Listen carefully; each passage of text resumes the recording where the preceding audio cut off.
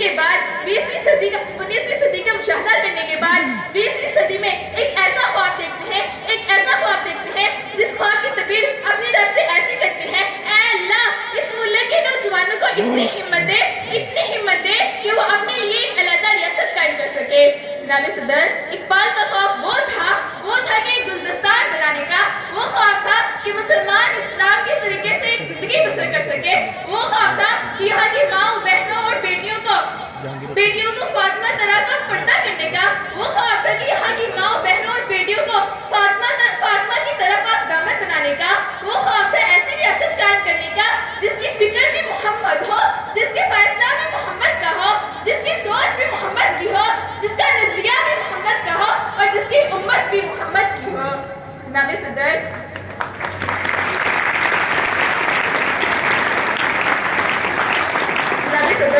اگرچہ قرۂ ارض نے وہ دن بھی دکھایا کہ اقبال کا خواب پورا ہو گیا۔ 23 مارچ 1940 میں اقراردار پاکستان نہیں بلکہ تمام مسلمانوں نے اپنی آرزو، اپنی تمنا اپنے اللہ کو پیش کر رہے تھے اور اس خدا کی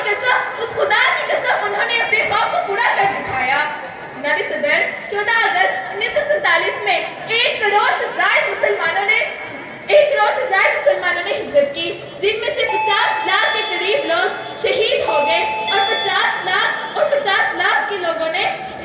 علامہ اقبال کی تعبیر کو پورا کیا اور تو پاکستان کے حقیقی وجود میں داخل ہو جاتے ہیں۔ جناب صدر،